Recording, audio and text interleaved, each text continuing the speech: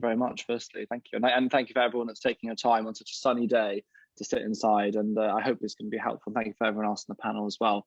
I'm really looking forward to this. And it's fantastic as a college, you're taking this topic so seriously. So thank you. Yeah, no, we're really excited to have you here. I guess the first question I was going to ask is, how are you? Because I guess that's an important, underrated question. It's a very good question, and it's good to ask it twice, I say, as well, because you ask anyone, especially Britain, we're like, oh, how are you doing? And people go, yeah, I'm fine. And you could have had the worst day of your life. You could have, you've spilt the milk everywhere and your cereal's gone, you've run out of Nesquik, you spilt your coffee on the way, you're late to your lecture, you've failed your assignment, you still reply and go, yeah, I'm fine. So, but yeah, no, I'm doing well, actually. I think like many people, I think I've got pretty fed up towards the end of this lockdown. It's almost like a COVID fatigue, isn't it? The whole thing. Yeah. It's like sick of seeing it on the TV. As much, I'm the same as anyone else, even if I'm involved in some of the media side of it, you get tired with it, I think. So I'm really glad to see spring starting. I think the lifting of some of these restrictions, I think, is good for all of our mental health. So yeah, I'm feeling very positive. How are you doing? Are you well? Not too bad, actually, not too bad. I think it has been difficult revising. I think it's been difficult being kind of, I don't like uncertainty just as a person. And I guess a lot of people can relate to that. So having kind of differing news week by week from the uni and from, the government and so on is difficult. But it's something that we're all getting used to.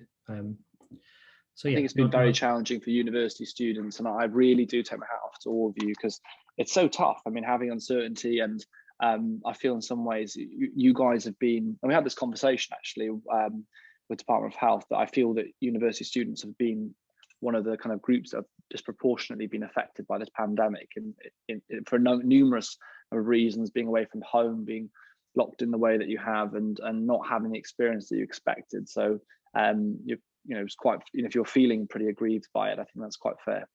Yeah, I think that's that loss of experience is a big one for a lot of us.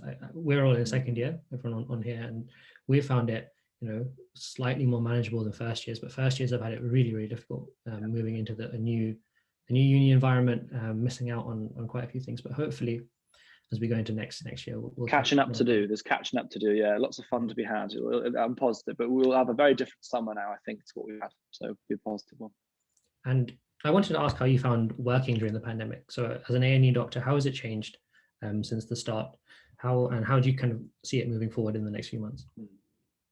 Well, for context for everyone, I work in Lewisham Hospital. I've been there. So I graduated in 2015, did my F1 in King's, F2 in Lewisham. I had A&E as one of my rotations, and I stayed on, did a year as a junior clinical fellow there. And then I've stayed on, basically now work part-time as junior reg, middle grade, that kind of thing. And I was pretty comfortable in my role. I worked 2 or 3 days a week there, amongst other things I was doing. And then when you go back to February of last year, March, when you started having these whispers of this disease that was abroad, and what is it, will it impact on us? I was kind of dubious that it would be a big problem, to be honest, because we constantly get these kind of potential pandemics that don't become one, and probably naively I thought it would be fine. And then I remember actually that we actually started having the first cases really in South London. They were, we had quite a few starting, and we made a little hub, a COVID hub outside of the A&E department, in literally a porter cabin, and we stripped it all out. And we had a system where 111 or a GP or whatever would call a mobile phone that we had, called the COVID phone, and one of us that was on call, the middle grades, would answer the phone, we'd triage them over the phone, bring them into there and assess them. And we went from maybe 1 or 2 a day, and then a few days later, 4 or 5 a day. Week later, it was like 10, 15 a day. And then after that, which is obviously in March or ish, we had the first patient admitted. And I think I admitted the first one actually. And it was like, wow, we had one isolation cubicle, and it went from one patient being admitted to the whole department being COVID in a matter of weeks. And if you imagine that transition, I mean, I'm very fortunate. I'm a junior doctor, but you've got these consultants are having a situation where, like, how do I plan for this? How do you plan your workforce? Did we have COVID and non-COVID doctors? How did you manage the flow of areas? So to change the whole department, to have 2 recesses, 2 majors, and a minors department that was clean, or we can't say that. non-COVID minors. And the speed at which that happened was incredible. And yeah, it was, I spent most of my time in blue resus or in the COVID resus. That was generally where I spent most of my time. And yeah, it was tough. I think it was long days. You're in the full PPE for hours and hours. It was quickly apparent that, people deteriorated very quickly with COVID. We had a lot of death early on. We were trying to figure it out, what to do, because there's no manual for that. At med school, I remember learning about stuff and you learn, you manage this condition this way. And we were trying to apply principles, but based on nothing really. And so that kind of trial and error, which is what it really was, I think was quite tough. And I think we probably lost a lot of people that we now could have potentially have saved, knowing what we know. I remember at the start we were avoiding steroids. Now we give steroids. So it's odd really. But yeah, it's been an incredible year in terms of experience. I've learned a lot. We've had a huge camaraderie. The teamwork has been unbelievable. I think the way that, sometimes you get that friction between medics, sometimes different departments, teams, the way that which everyone's look, the surgeons and medics, the care, the elderly, the A&E, we're all in it together. Look, guys, we're in this, that was amazing. So there's good and bad points, clearly. Yeah, no, that was a very interesting point. You just made the different specialties coming together.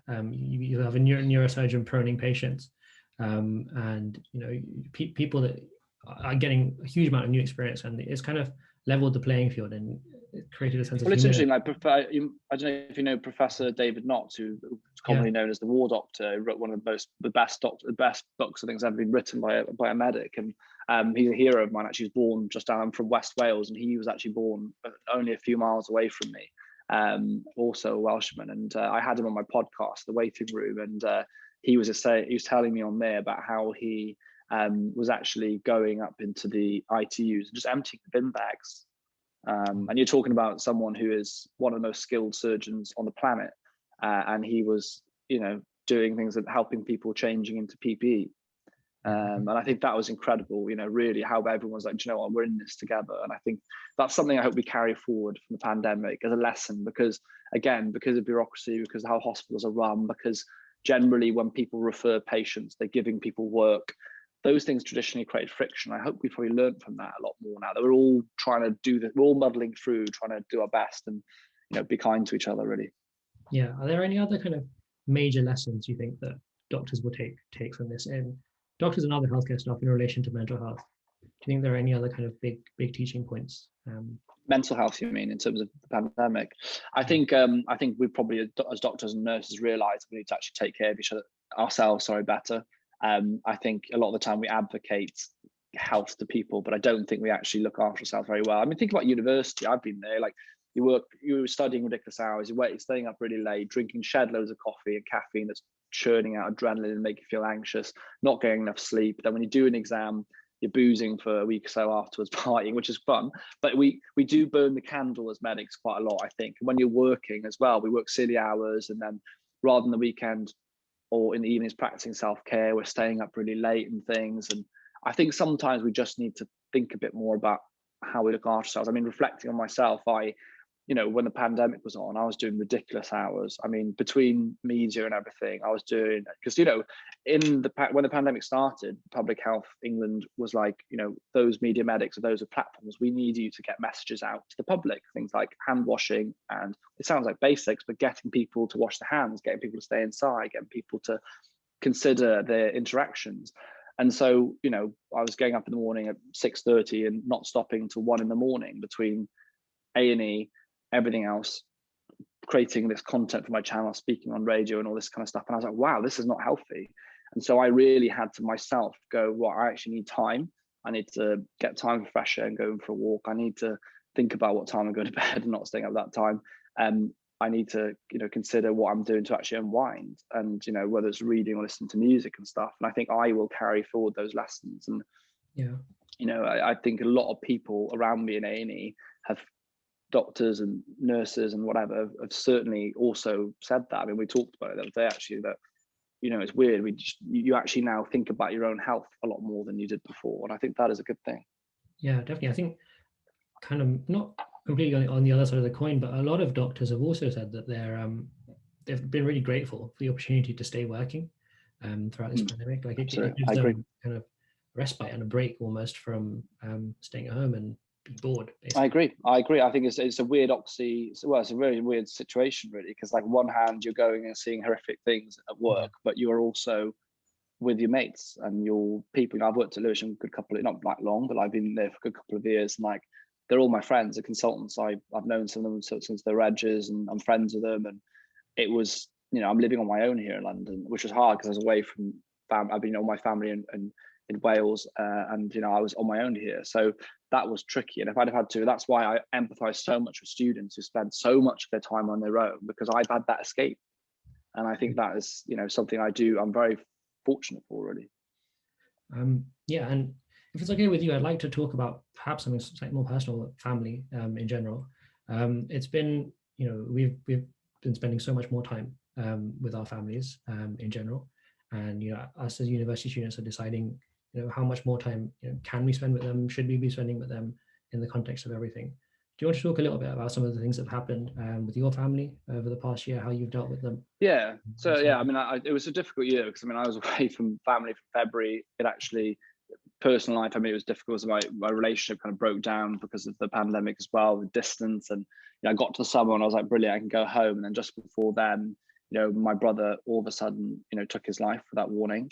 He had a place Stanton Medical School. He was ready to go off and study himself to do medicine. Would have been great, actually. Like, he was really empathetic, really sensitive guy, but also very clever kid. So he'd done well, and we had no warning about him. It was a completely silent issue, which is we can talk for days about men and silence with mental health, but no warning. So the impact on the family has been huge, and so I've been grieving a lot since then. But I try and use, I've been trying to use that when we come on to kind of talk about the role. I guess I've been trying to use platform to kind of do something positive, because actually, as well as anything, selfishly, it helps me feel that I'm doing something good out of something really bad.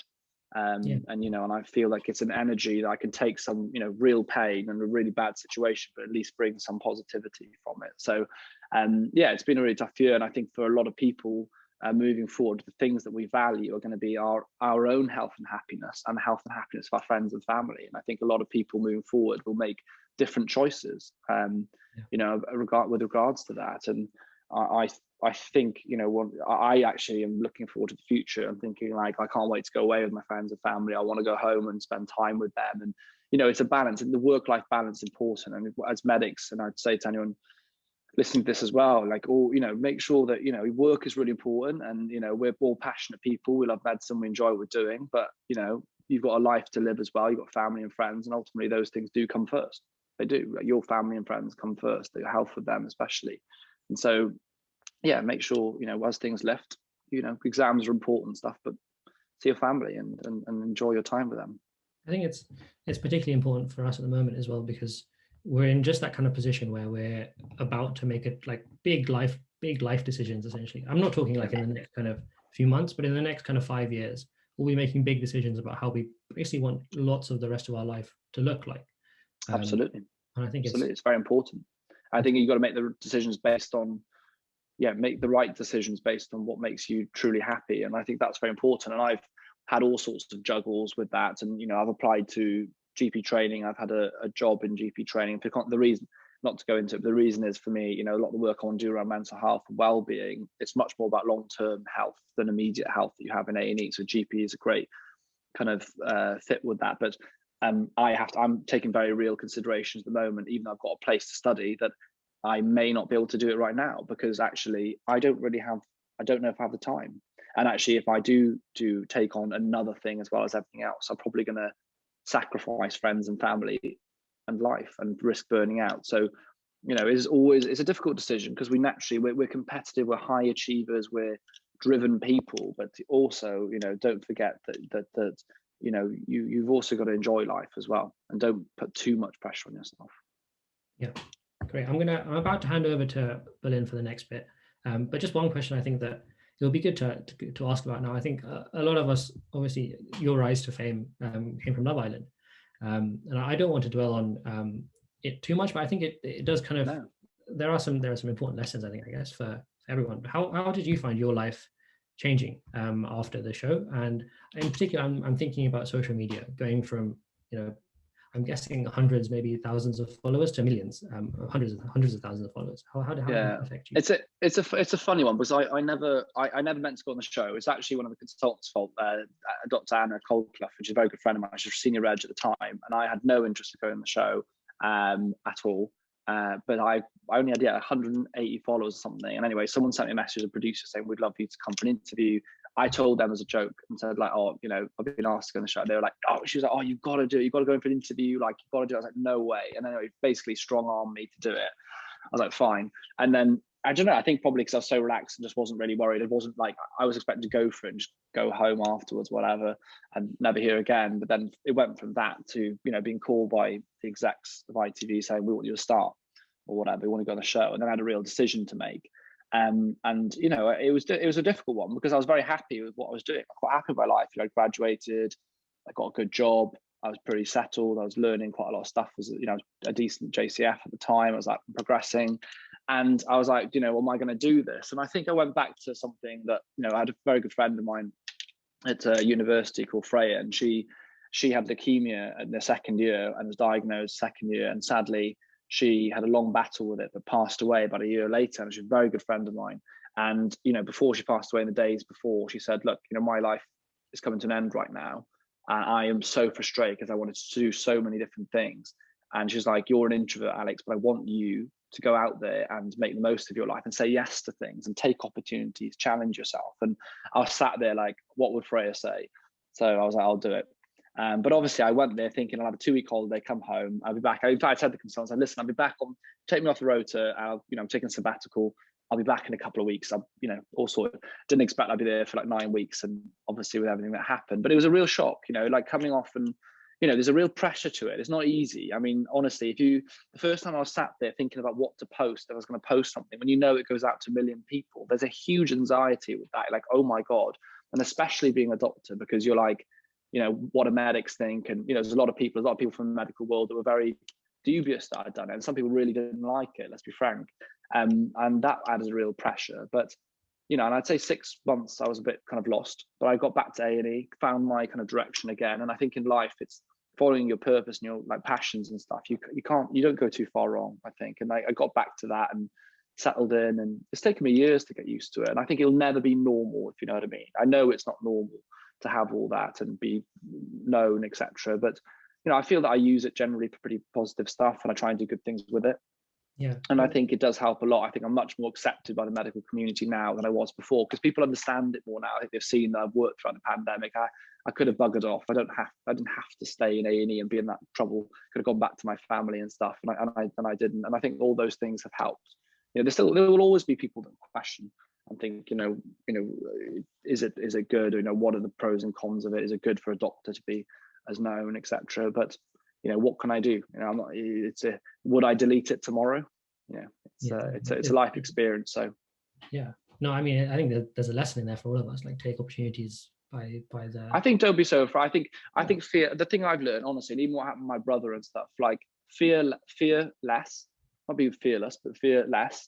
You know, live more.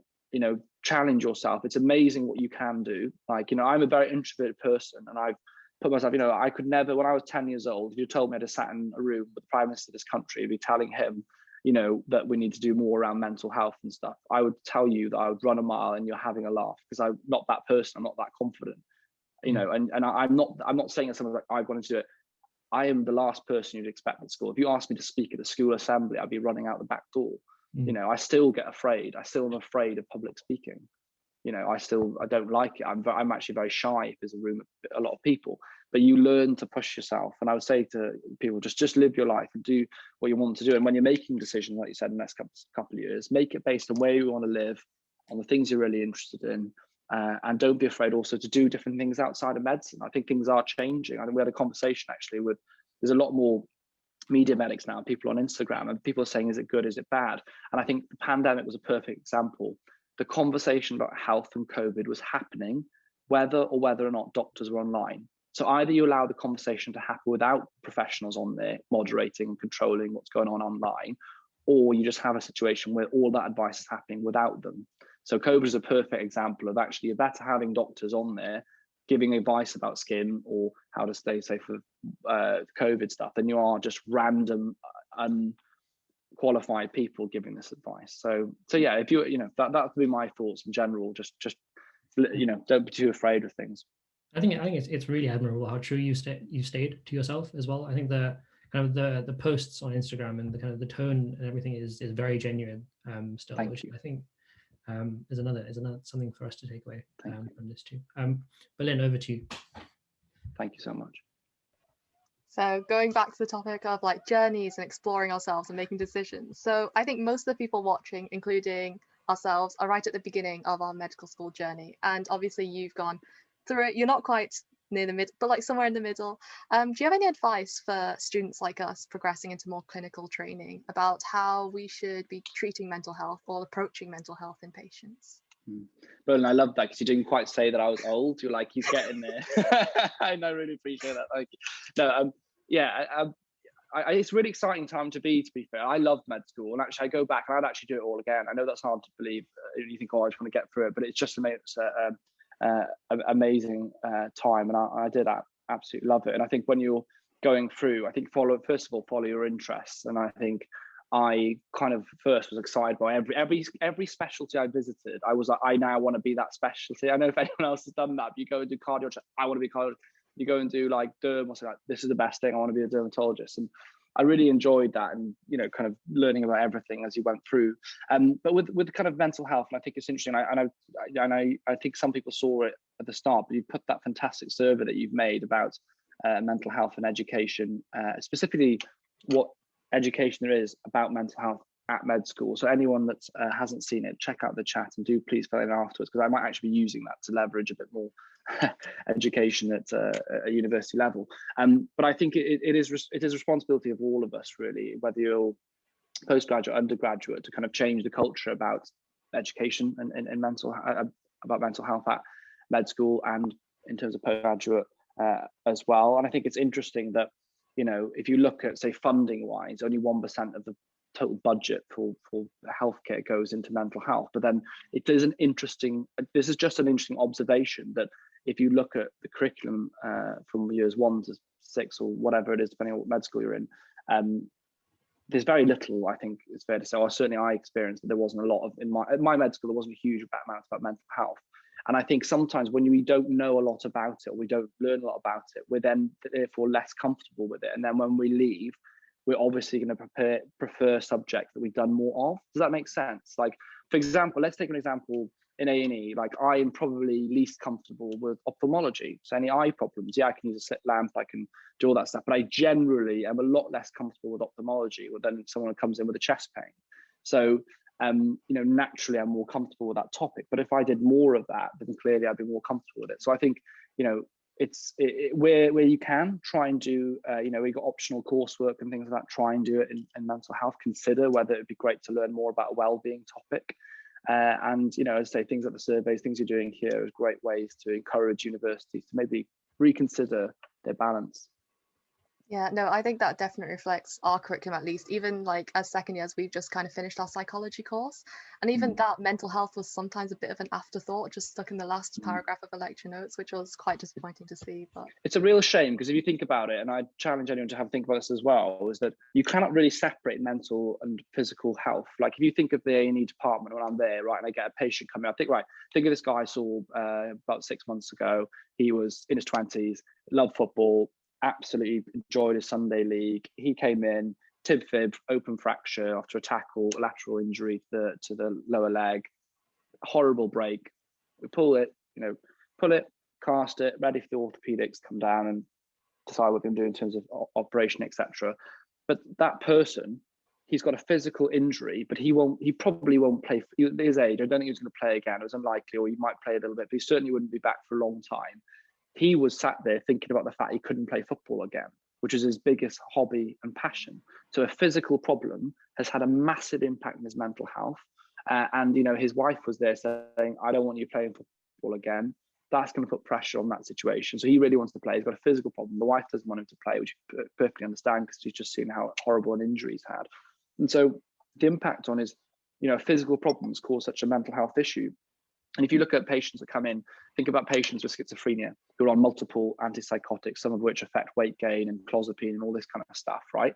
So they come in and they have a mental health problem, but because of their clozapine or whatever and their weight gain, they've got type 2 diabetes, they've got neuropathic issues. You know, it shows how like both of them are so interlinked, and often when something goes wrong with one part, it affects the other as well. So it makes absolute sense that we learn about, you know, mental health as well as physical. Look at a heart attack. Someone comes in with an MI, you know, they're not able to now for a period of time until they rehabilitate, and perhaps never, depending on what the impact is on their you know, cardiac function. They may not be able to do the things they enjoyed before, or they maybe can't do the long walks they're able to do before, and that will impact the way they feel. So I just think we need to do more to redress that balance. So you've just taken on the really exciting role of mental health ambassador for the government, and one of those targets within this role would be to like bring up and to readdress the balance in curriculum and in everyday life. Could you tell us a bit more about your role and like what you're getting up to, what it's like talking to Boris, etc.? Yeah, so I mean, it's all an odd one because I mean, if you think, you know, after things happened to my brother, I was like, what do I do? Like, I need to do something, and I have, to be fair, I've been doing so since I came off the show, and even actually before then, I was doing work with Samaritans, but I've been doing a lot of work on mental health for several years. I was actually first number 10 in 2018, spoke to the then PM Theresa May, particularly about funding at schools around education and mental health. So I've done a lot of campaigns over the years, like a lot with Samaritans and stuff, but not seen as publicly clearly as since what has happened. So people seeing, oh, it's the first thing he's done around this. But I've done quite a bit. But you know, since my brother passed, I was like, I need to actually really do something really big here. And so I spent, you know, 4 or 5 months speaking to all the stakeholders. You know, so within mental health, you've got your charities, you've got your organisation, you've got the NHS, you've got government and Department of Education. So all the charities are like 15 major stakeholders. You've got, you know, there's so many different key parties to speak to. So I built up a case basically of what we need to change. I then launched that in January, did my online campaign, had massive support, which is unbelievable. And I think basically Number 10 couldn't ignore it because they knew that the appetite of the country was that, you know, there's a crisis in mental health. We need to do something about it. So they said, look, why don't you come on board and work separately to the government? I'm not a member of government, and I'm very importantly voluntary. I'm unpaid, which I always would have maintained. I want to be objective. I don't work for them. But I sit alongside government in an ambassadorial sense. They have their experts, they have their mental health leads, they have the professors, the ecologists, they've got all these people. I'm there to basically raise awareness around it and focus on key areas and make sure the government's actually doing their job there. That's my role, really. So for me, my targets are, you know, broadly, I want to work on campaigns that destigmatize mental health, whether that's at school or university levels. You know, anyone that doesn't believe there's a stigma still with mental health. I mean, you can look at the statistics. I mean, they did a very recent survey done by Anna Freud, which is one of the biggest kind of professional panels or bodies around mental health at school and education. A huge percent, I think it's like 60% of children said that they still wouldn't speak about a mental health issue if they had one. So it's over half who just wouldn't talk about it. So stigma is a very important one. I also want to work around the curriculum, which you mentioned. I think that's at schools and university around mental health and well-being, really. It's not just about disease and the way that we think of things. It's about, do we teach children about what are thoughts, what are feelings? How do you manage, you know, stress? What are good stress coping mechanisms? How do we encourage children to good habits on exercise, sleep, food, nutrition? I mean, it's exciting areas of emerging science, like the gut-brain axis, the idea of what you eat can affect your mental health and stuff. So there's so much exciting stuff in that field that I want to work on. And then obviously the third big key one is funding and policy. So this is the tricky one. I think everyone kind of expects and goes, oh, you know, you need to get the government bang on the door to get them to give all this money straight away. But, you know, really there's a lot of bureaucracy, there's a lot of red tape, it's a lot of time it takes to get anything done. I'm very pleased that we've got the 79 million for mental health support teams at schools, but it's far away from what we need in the long term. And a big thing I want to do specifically is get funding to bring down the wait times when people present to A&E or their GP in a crisis, that they're not waiting 6 months to see a community mental health expert. So that's the big one that I want to see funding dedicated in, and that's what I'm working on at the moment. So those are the broad ones. A few other campaigns, one around social media. So a lot of the things, I think a big problem for young people is the impact of social media and online bullying and online harm, I think, on people's mental health. So I'm working actually with some of the big platforms, which are quite exciting, on a campaign about kind of combating some of those issues. So that's broadly the things I'm doing. I won't be in the role forever. I think I see a fixed time for myself here, and then I think it'll be time to pass on the baton. But I think if nothing else, I've created a role that hopefully will always remain, and there'll always be someone who will be shouting, for mental health, in this role. Well, we wish you all the luck. We can't wait to see what else you get up to. There's you. one word which we get thrown a lot around, especially in medical school. You've heard it a lot on social media, and it's the word resilience. And quite often, I think my fellow medical students will agree with me that the word is often used as an excuse for other people to almost say, oh, well, forget the pandemic, you should still be getting full marks in your exams, which is definitely not the case. I was wondering if you had any thoughts on your own definition of resilience and how we can apply that to our studies. It's very interesting, isn't it? Because I guess the old school definition of resilience is like the stoic person who's like resilient, a British stiff upper lip, and I can deal with anything. And I don't see that as what resilience really is. And I want to develop resilience in young people. What I mean by that is the ability to learn how to deal with things when they go wrong. So it's not about going, I can deal with this is what happens. Actually, resilience can be recognizing a problem, say, for example, that you're under a huge amount of stress in the exam, knowing where to go, who to turn to, who to talk to, feeling comfortable to bring in support networks, whether that's at university level, whether that's friends, whether that's family, know how to bring in coping mechanisms, maybe having time off work, and as in not revising all night and going for a run, or maybe it might be having a bath and listening to a podcast. Resilience is, to me, the ability to be introspective and realize that you need to react to a situation, and by reacting to that, by bringing all these mechanisms in to support you, that allows you to kind of still move forward and deal with these challenges and these hurdles. And I agree with you. I don't want it used in the sense of like, get on with it. I don't think that's what it should ever be. So you're absolutely right. And I think again, students have been through so much, and I really, my heart goes out to a lot of you, honestly, in this time. But you've done amazing. But I also agree. We can't just go, oh yeah, you've got to crack on with it. And I think that's the important thing as well. Post-pandemic, I say post-pandemic, after this lockdown lifts, I think the impacts on people's mental health will be ongoing, and the same for students as well, like anxiety and so on. Like, I'm personally anxious about going. I wouldn't go now to a really busy place myself, and I think those impacts are on everyone. So we need to take that into account. And even when you're studying as well, like you guys going back to a massively busy lecture hall might be very uncomfortable for a lot of people. I think we should think about that. Yeah, definitely. I think that's definitely things that we need to think about going forward, especially as people are describing the future as a sort of general mental health crisis after COVID. It's really important. Yeah, agreed.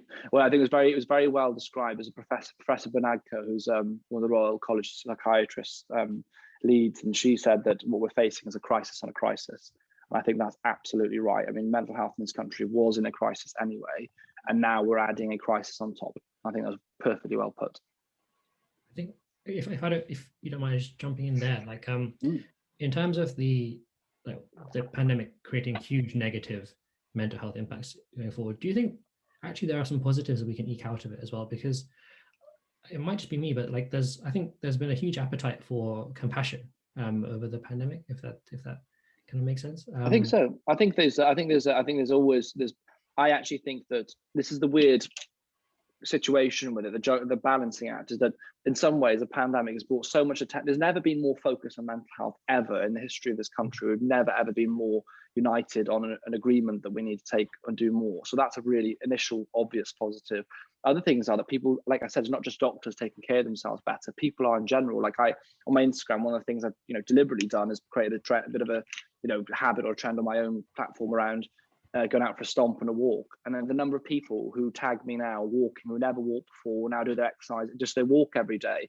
That's good for not just their mental health, but their physical health. It's great for them, their well-being. And I think so many people have actually made changes that they will stick. I think a lot of people will continue to walk. A lot of people will continue to think about, why don't I at lunchtime go for a walk rather than sit inside and have my lunch indoors? Maybe I'll go outside. Maybe I actually should make more effort to keep up and talk to my family and friends more. So I think there's a lot of positives. And when you look at the compassion side, I mean, look at the community spirit we've seen. I mean, people have pulled together, people went on furlough and then working at food. I knew I had a friend who was working in food banks, 5 days a week because they're on furlough. And like, what will they learn about compassion from that? And the things that they saw, will they take that back into their own lives? Probably. So it's been amazing. Yeah, definitely.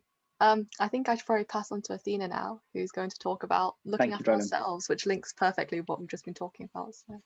Segued in nicely. Thank you.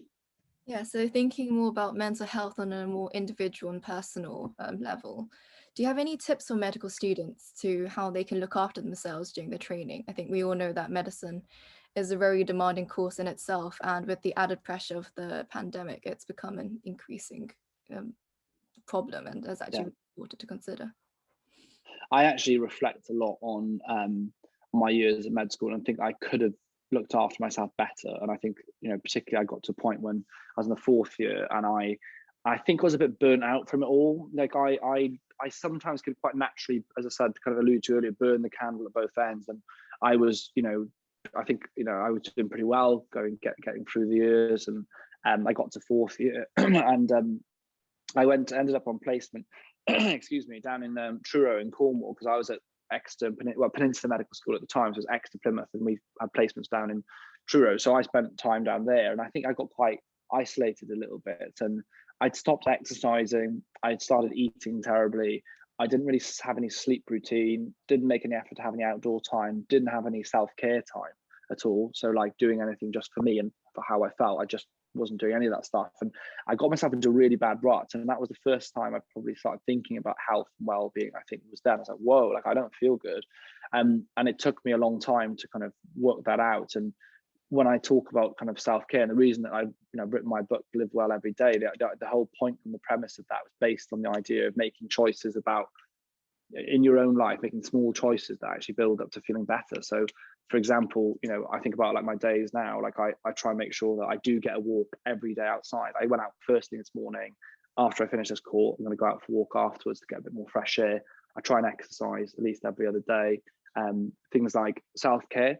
You know, when you say to people, and if you ask honestly, if everyone on the call, it'd be interesting to think about like yourselves, like how often each week do you actually practice self-care? And by self-care, what I mean is doing something that is purely for you and how you feel, and topping up that the fuel in that tank, if you like. So whether that's sitting down to read, and I don't mean the latest anatomy book, I mean reading something that's generally just about zoning out and chilling out. When's the last time you had a bath or listened to a podcast or play guitar? And I think a lot of people, when I was going through med school, I didn't do any of that stuff. I was either working or going out and drinking, and I sound like a real alcoholic, but do you know what I mean? Like socializing and enjoying uni life. I was kind of burning the candle on both ends. So, I really would say to people listening, have a little think about, are you actually taking care of yourself well, or are you pushing yourself too much? Because as we all know, and let's be honest, and I'm not saying the negative, I don't mean it's negatively, but medicine is a slog, right? You are going to be studying and training for 20 years.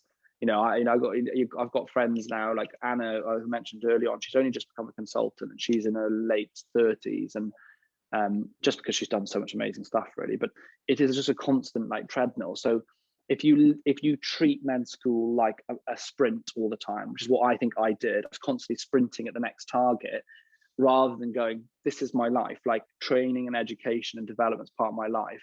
I need to live with it and factor my life into that and have a better balance in life. If you just attack it the way I did, you burn out, and surprise, surprise, that's what happened to me. And I think burnout is something we're seeing so much in medicine now. I actually did a talk with the Association of Surgeons in Training, and they did a massive survey and found that 80% of their people they surveyed in their Association of Surgeons were actually either burnt out or had symptoms of anxiety or depression. So, and I'm not saying these things as a negative. I think a lot of that relates to pandemics, which I think will fix itself. But I do think it does go back to, we have to be realistic, that I think a lot of the time, the culture of medicine, the culture of the hospital environment breeds people pushing themselves too hard and not maybe getting the space and time to look after themselves. So I would say that, and as you go through it, then say you guys have the power to change things as well. And I think creating a culture of well-being at the med school, expecting that of your college to think about that when they're doing things, they're creating deadlines. Are they thinking about whether these are achievable kind of goals, etc.? Those are really important things. But yeah, take time for you. Try and do one thing every day. Try and do one thing that's just for you, even if it's just sitting down and reading a book for 15 minutes. Do something each day that's genuinely for you. Thank you. I really like your idea of self-care. I think that's something Berlin and I will definitely be promoting as welfare officers, especially with exams and everything coming up. It makes a difference. Yeah, it really does. And I think what you said about taking things and thinking about it as a lifestyle rather than racing to the next goal, you know, because at Cambridge we've got our course is structured in a way that we've got 3 years of preclinical, which is very theoretical and intense, followed by 3 years clinical training. So it's very easy to kind of get burnt out and lose interest in the middle. And it's amazing. What I would say in a positive, I always like to be positive about these things. If you look after yourself well, you can do so much more. And people ask me, and I don't mean this in the arrogant sense, I really don't. People ask me like, Alex, how do you do all this stuff? You know, I'm doing the youth mental health stuff. I've got the podcast, YouTube, different platforms. I've written a book. I'm writing another book. I do multiple engagements and speaking and TV and filming and stuff. And the reason, and I got the same hours and minutes in the day as everyone else, but the reason is because I take the time to invest in myself. I have the energy to do that. If I didn't look after myself, I wouldn't. And also I recognize when I'm burning out. Like a couple of weeks ago, I tried to take like a full 10 days out, stop, because I was like, I am burning out. I need to stop, because if I carry on, the tank's empty. So just being able to be self-aware, listen to yourself. When you need a break, take it. And the other thing I would say as well, by the way, this is almost like a more of an exam or revision tip or approaching work tip. I think there's a tendency at med school, you have different characters. Some people say, I'm not doing any work, and they do loads of work. And other people say they're doing loads and maybe don't. And there's all sorts of people compare to what everyone else is doing. The most important thing you can do at med school at all, generally the top tip I would say at exams and all that kind of thing, is to actually just make your own strategy of how you want to approach med school and your learning, and stick to it and stick to your guns. I personally knew that I was someone that I don't like writing notes. I'm dyslexic, I've got terrible handwriting, but I know that I've got a very good memory. I can read stuff and generally remember quite well. And I knew that that's why I learned. I knew the lectures didn't work for me. I don't concentrate in lectures. So I knew that if I read the stuff and I watched a couple of YouTube videos and stuff, and I went to this hospital, that was my way of learning. And I knew that for me, if I had an exam, 2 or 3 weeks before the exam is my window of learning. Any longer before, and I'm bored before I get there, or I'm burnt out, and if it's any shorter than that, I don't give myself enough time. And I stuck to that, and that worked for me. But it's very easy when you hear people going, well, I've been revising for 3 months, or I've done this, or no, I haven't even started it yet. You get sidetracked. That can cause so much stress that's unnecessary. So make your own game plan based on what works for you and stick to it, because that'll be the same. That same game plan, once you've worked it out, will work for you when you've done your finals, when you've got to do some exam in F1, when you've got to do your Royal College exams, you've got your FR Chem. Create your own strategy, and that will really help you as well, planning. That's really good. Sorry, just to jump in again with a question I think that's sort of related, kind of around this medical school vibe that we've got from one of the attendees. Do you have any tips for us in the transition from preclinical to clinical? Because it's a completely different ballgame. And I think the closest thing that we've experienced so far is the transition from school to dissection at the start of our preclinical training, and that was a mind-blowing experience for a lot of us. So do you have any tips on kind of the fear aspect of going into clinical training? Yeah, and it's interesting because, again, this is kind of what I mean about positioning and kind of realizing that medicine really is a lifelong game, because you will have that transitional feeling. And what we're talking about is transitional feeling, right? It's the primary school to secondary school, it's secondary school to A-level to university, and then the various grades. Then, even when you graduate, you have to go to F1 and have that transition, and you transition to F2. So you always have those things. And I think how you approach it, again, the kind of dealing with the hurdles and knowing how to deal with those is the best way. So first of all, make sure you're doing your self-care stuff, talked about looking after yourself. But when you actually approach that transition, particularly this next stage, I would be going into it in a very open attitude and open-minded. I think sometimes you feel when you go there, oh my gosh, I'm going to the wards, I need to writing everything down, and I will go there for the first few days, just soak in the atmosphere and just kind of enjoy it. Because at the end of the day, when you look back, you want to look back and go, do you know what? I really enjoyed med school. I enjoyed all the steps. And I look back now, I think, God, it was amazing. I got to go to the wards, watching people do it, watching the doctors, just learning, seeing all these cool things. It's a really exciting time. And I think a lot of the time, people talk about, consultants grilling people and med students. I think the days have changed a lot now. There's some old school people that might be like that, but generally it's just not tolerated anymore. And I think the attitude on the wards is very different. And certainly, I do a lot of teaching for the med students. I have a lot of third years, fourth year and fifth years, because obviously we get the King students at Lewisham, and they have a great time generally. I'd say you get them involved, you've learned so much and enjoy it.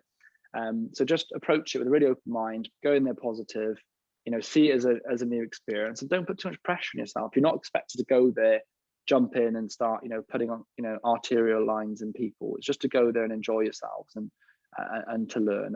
And always remember that, your first day is only your first day on that day. Once you've done that first day on the wards, done your first day, and it's all downhill from there. So yeah, and look out for each other as well. If naturally you've got, use your own placement people, that one of your colleagues is maybe a bit shyer or a bit nervous, support each other. You're all going into that at the same time. It's the same as F1. It was amazing when we went to F1 because we all were put in this room on the first day and you're like, oh my God, we're all F1 doctors. This is scary. But because everyone felt the same, you felt a real sense of like, I feel better now because, David next to me, he's also scared, and, Ellie's scared as well. And you're like, all right, I feel better now because we all feel the same. So just talk about how you're feeling with it as well and go through it together. Thank you so much. Yeah, I think that's really helpful. And more generally, what advice would you give to encourage people to reach out about mental health? If you're struggling, at what point do you think that they can kind of ask for help? I think if you're thinking about it, then you should ask. That's the first thing I say. If you're thinking, should I ask for help, then you should, because that's kind of triggers that you are. And actually, I look back when I was at university and I talked about that time when I was struggling a bit. I didn't ask med school for help because I was worried. I thought if I speak to med school, they're not going to let me graduate as a doctor. Now, of course, not that long ago, but it was long enough to go that, 2014, that I think there was still a lot of stigma at med school around it. I think that has changed a lot more now. And then if I went back, I would definitely have asked them. They would never have done that. But I had this fear that that's what would happen, and I was terrified by it. And so I'd say to anyone, if you are struggling, speak to someone, because it's always easier to fix a problem when it's a small problem than when it's tumbled down the hill and it's become a bigger problem.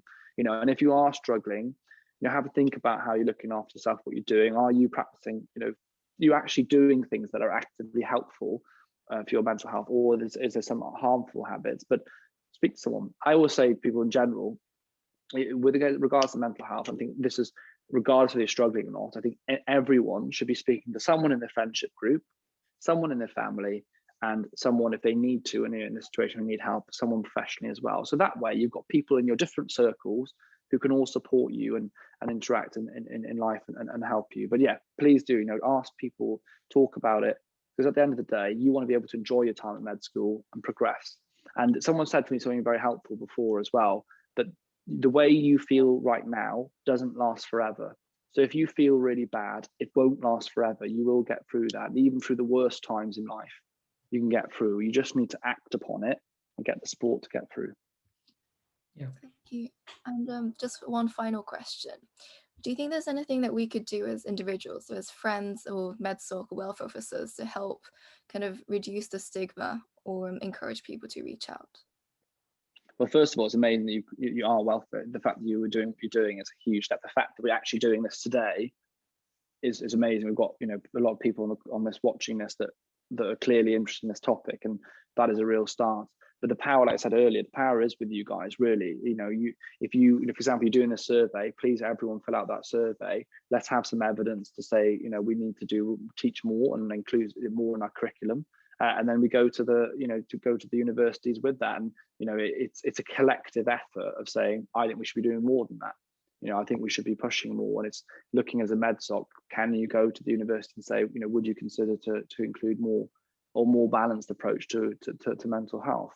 Having events, MedSoc and as officers organizing events like this where people can come and talk, maybe having other med students to share experiences or bring cases forward and things. And that's how you make change. It's when the cumulative decide that they want to change. If you look at myself having that role, I didn't get that role because of me. I got that role because millions or hundreds of thousands, well, probably a couple of million by the time it was pushed by everyone, decided that this needed to change. So it's individuals coming together as a team that make things happen. So never think that you aren't, in control. You guys have a lot of power.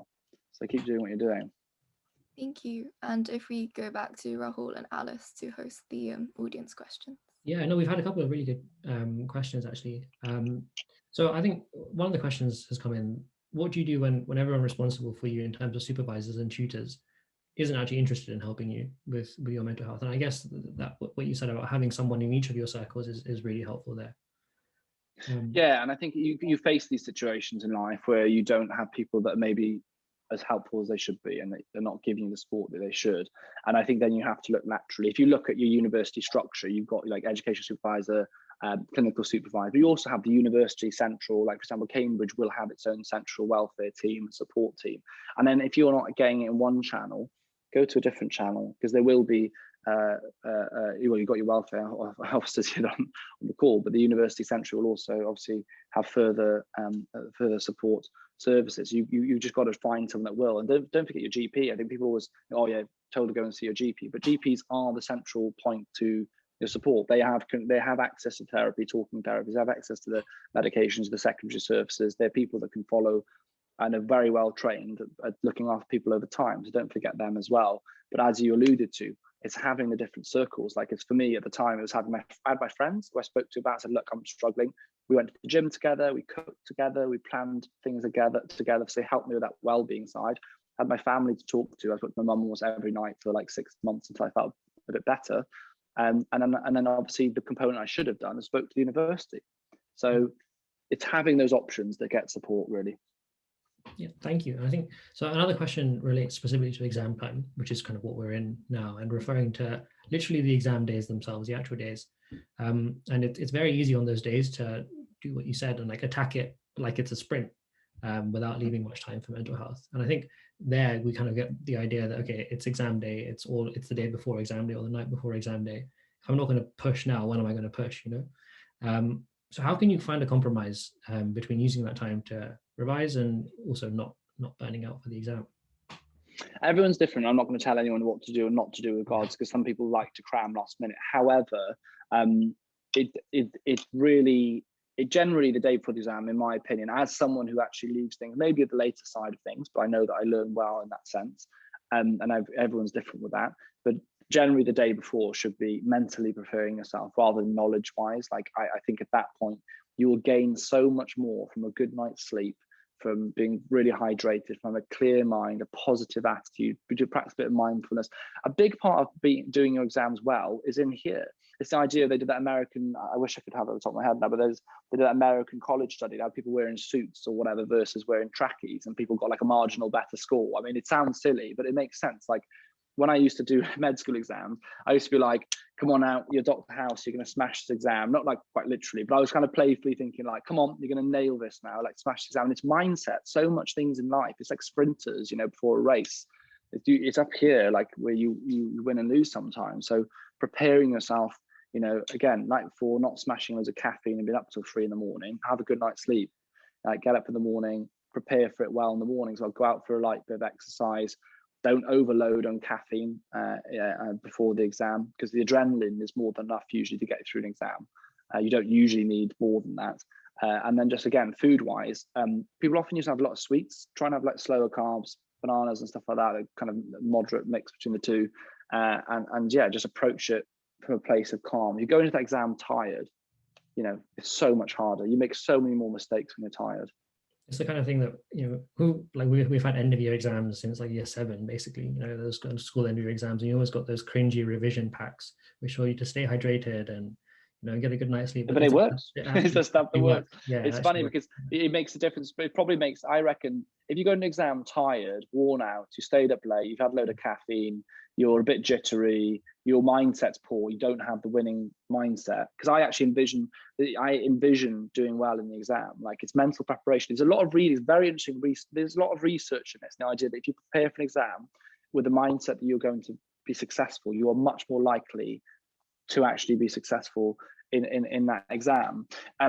But yeah, if you go in, I reckon it makes about 10% difference, at least that. I mean, go in there knackered. I mean, think about when you look at like doctors or pilots, when pilots make a mistake and they're tired, and this is why the whole flying times and sleeping rest stuff came in for pilots, because they're making mistakes, but they didn't realize they're making those mistakes. So you're knackered in the exam, you're getting things wrong, reading it wrong, thinking it's saying like tick these 3 boxes, and you're like not reading in the right way. You make more mistakes. So just prepare well, but the day before, 24 hours before, should be protected for just maximum well-being.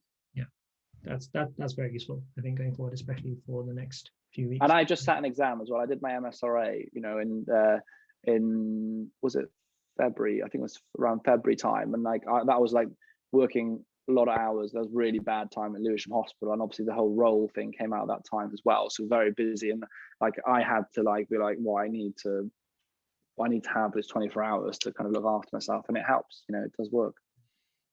I wanted to kind of to end almost the last question, I guess, to pick up on something that you just touched on earlier in regards to men versus women in looking at mental health and their perceptions of it. So in A&E, do you actually see a tangible difference between how men and women respond, and what do you think needs to change? I think so, even in general health. I mean, you know, it sounds very stereotypical, but like often men will sit at home for 3 days of chest pain and come in, and like you're like, why have you not come in? Like you've had so much more damage to your heart tissue and your heart muscle than you would have had if you come in sooner. And it's the same with the mental health. If you look at the studies, generally, I apologize, I can't remember off the top of my head, but there's something around this. You know, before a woman takes her own life, generally they present between 20 and 30 times to the to a professional with either self-harm or complaint of mental health. It's quite common for men to do it on the first time without any warning, and that's, you know, my brother's an example of that. But that is well kind of documented that men often will take. They just approach it very differently. I think there's lots of reasons behind that. A lot of those are cultural and kind of what we expect, the expectations of what a man is or whatever. And I think those things will change in time, but unfortunately, particularly in older people, it's still very apparent. Yeah, no, definitely. Thanks for that. I think that's something that's to clear up for a lot of people watching. I guess we're coming up to the end now.